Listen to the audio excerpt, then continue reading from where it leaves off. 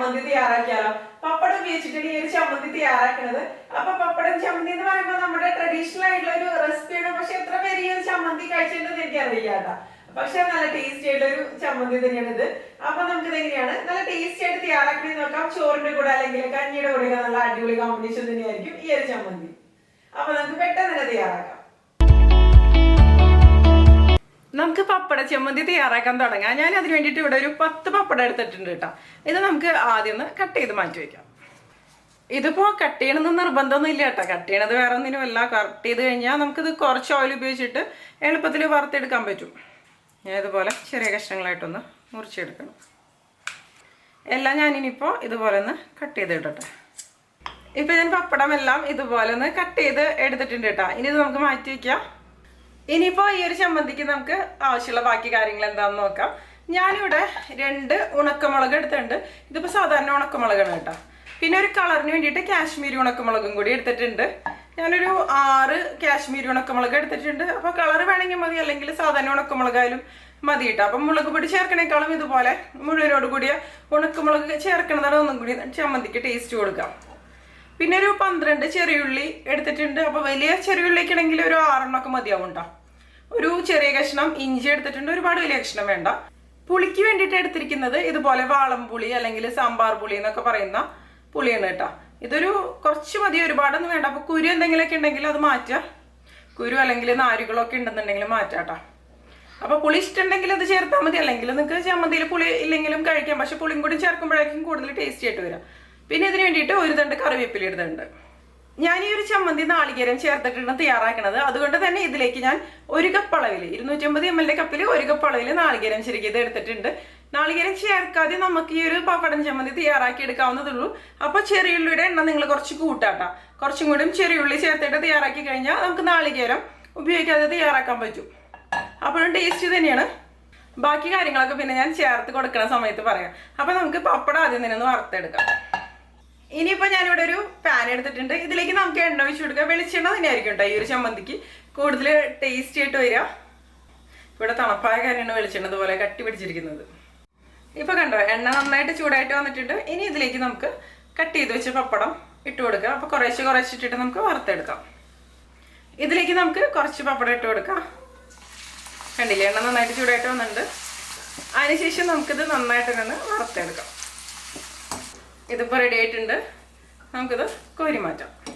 ഇപ്പം കണ്ടോ ഞാൻ പപ്പടം എല്ലാം ഇതുപോലെ വറുത്തെടുത്തിട്ടുണ്ട്. ഇത് നമുക്ക് മാറ്റി വയ്ക്കാം. ഇനിയിപ്പോൾ നമുക്കിതിലേക്ക് വറ്റൽമുളക് ഇട്ടിട്ട് ഒന്ന് വറുത്തെടുക്കാം. ഇതിൻ്റെ പച്ചമണം ഒന്ന് മാറാൻ വേണ്ടിയിട്ടാണ്. ഈ ഒരു സെയിം എണ്ണയിലേക്ക് തന്നെയാണ് ഞാനിത് ഇട്ട് കൊടുക്കണം. മുളകൊക്കെ ഒന്ന് നന്നായിട്ട് വീർത്ത് വരും. മുളക് ഇതുപോലെ വറുത്തിട്ട് നമ്മൾ ചമ്മന്തി തയ്യാറാക്കുന്ന സമയത്ത് ഒരു പ്രത്യേക ടേസ്റ്റ് തന്നെയാണ്. അപ്പോൾ തണ്ടൊക്കെ നമുക്ക് അരച്ചെടുക്കുന്ന സമയത്ത് കളഞ്ഞെടുത്താൽ മതി കേട്ടോ. കരിഞ്ഞു പോരുത്, നന്നായിട്ടൊന്ന് ചൂടായിട്ട് വരണം. എരിവിനനുസരിച്ച് തന്നെ വറ്റൽമുളകിൻ്റെ എണ്ണം കൂട്ടിയോ കുറച്ചൊക്കെ എടുക്കാം കേട്ടോ നമുക്ക്. ഇത് മതി, നമുക്കിത് കോരി മാറ്റാം. ഇത് ഞാനൊരു പ്ലേറ്റിലേക്ക് ഇട്ട് കൊടുക്കുകയാണ്.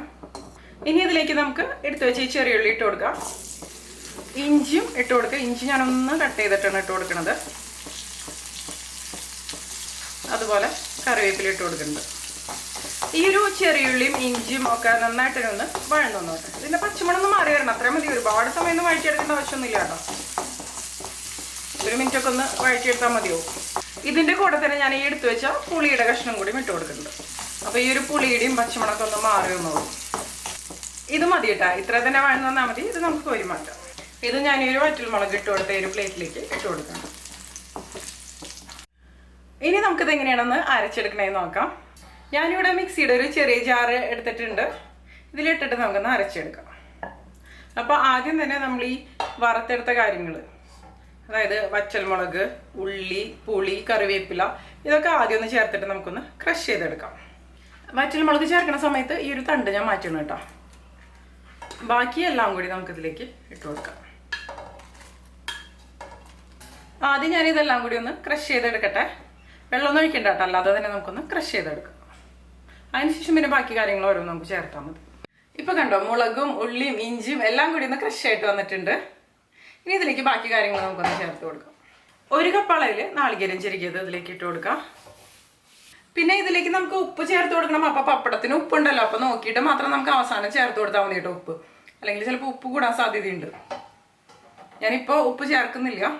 ഇനിയിപ്പോൾ ഇതും കൂടി ചേർത്തിട്ട് ഞാൻ ഒന്ന് ക്രഷ് ചെയ്തെടുക്കട്ടെ. അതായത് ഒരുപാട് അരിഞ്ഞു വരണ്ട. ഇനിയിപ്പോൾ നമുക്ക് പപ്പടം കൂടിയും ചേർക്കണമല്ലോ. ഇപ്പോൾ കണ്ടോ, ഞാനിത് ഇതുപോലെ ഒന്ന് അരച്ചെടുത്തിട്ടുണ്ട്. ഓവറായിട്ട് അരഞ്ഞു പോരുത് കേട്ടോ. ഇനിയിപ്പോൾ ഇതിലേക്ക് ഞാൻ വറുത്ത് വെച്ച് പപ്പടം കുറേശ്ശെയായിട്ട് ചേർത്തിട്ട് ഒന്ന് അരച്ചെടുക്കണം. മുഴുവനായിട്ട് തന്നെ ചേർത്ത് അരച്ചെടുത്ത് കാണിക്കാം കേട്ടോ. ഇത് കണ്ടോ, ഞാൻ ഇതുപോലെ ഒന്ന് ക്രഷ് ചെയ്തെടുത്തിട്ടുണ്ട്. കുറച്ച് പപ്പടമൊക്കെ അരഞ്ഞു പോയി, കുറച്ച് ഇതുപോലെ ക്രഷായിട്ട് കിടക്കുന്നുണ്ട് കേട്ടോ. അപ്പോൾ ഞാൻ ടേസ്റ്റ് ചെയ്ത് നോക്കിയപ്പോൾ കുറച്ച് ഉപ്പുണ്ട്. വളരെ കുറച്ച് അളവിൽ മാത്രം ഉപ്പ് ചേർത്താൽ മതി കേട്ടോ, അല്ലെങ്കിൽ കൂടിപ്പോവും. പപ്പടത്തിൽ ആവശ്യത്തിന് ഉപ്പുണ്ട്. ഒരു ഇത്തിരി ഉപ്പ് നമുക്കിതിലേക്ക് ചേർക്കാം. പിന്നെ 1 ടീസ്പൂണോളം അളവിൽ വെളിച്ചെണ്ണ കൂടി ഇതിലേക്ക് ചേർക്കുന്നുണ്ട്. ഇനി നമുക്കിത് നന്നായിട്ട് ഒന്നും കൂടി ഒന്ന് ക്രഷ് ചെയ്ത് കൊണ്ടുവരാം. എന്താ പറയുക, എല്ലാം കൂടി ഒന്ന് യോജിച്ച് വരണം. അത്രയും തന്നെ മതി കേട്ടോ, ഓവറായിട്ട് അരഞ്ഞു പോണ്ട. നമ്മുടെ പപ്പടം ചമ്മന്തി കണ്ടോ, നല്ല അടിപൊളിയായിട്ട് റെഡി ആയിട്ട് വന്നിട്ടുണ്ട്. അപ്പോൾ വെള്ളമൊന്നും ഒഴിക്കാതെ തന്നെ അരച്ചെടുക്കാം കേട്ടോ, അപ്പോഴായിരിക്കും നല്ല പെർഫെക്റ്റ് ആയിട്ട് വരാം. വേണമെന്നുണ്ടെങ്കിൽ ഈ ഒരു ചമ്മന്തി കഴിക്കുന്ന സമയത്ത് കുറച്ച് പപ്പടം ഒന്ന് പൊടിച്ചിട്ട് കൊടുക്കാം കേട്ടോ, അപ്പോഴും നന്നായിട്ട് വരും. പക്ഷെ കഴിക്കണേന് തൊട്ട് മുമ്പ് തന്നെ ചെയ്യുക, അല്ലാന്നുണ്ടെങ്കിൽ പപ്പടം തണുത്ത് പോവും, അപ്പോൾ നന്നായിട്ട് വരിക. അപ്പോൾ ഈ ഒരു ചമ്മന്തി നിങ്ങൾക്ക് വേണമെന്നുണ്ടെങ്കിൽ ഇതുപോലെ ഒന്ന് ഉരുട്ടിയെടുക്കാവുന്നതുള്ളൂ കേട്ടോ. കണ്ടില്ലേ, ഈ ഒരു രീതിയിൽ. അപ്പം നമ്മുടെ നല്ല ടേസ്റ്റി ആയിട്ടുള്ള പപ്പടം ചമ്മന്തി നല്ല അടിപൊളിയായിട്ട് റെഡി ആയിട്ടുണ്ട്. ഇത് ചോറിൻ്റെ കൂടെ അല്ലെങ്കിൽ കഞ്ഞിയുടെ കൂടെയൊക്കെ നല്ല അടിപൊളി കോമ്പിനേഷനാണ്. അപ്പോൾ നല്ല നാടൻ രുചിയിലുള്ള ഈ ഒരു പപ്പടം ചമ്മന്തി നിങ്ങൾ തയ്യാറാക്കി നോക്കുക.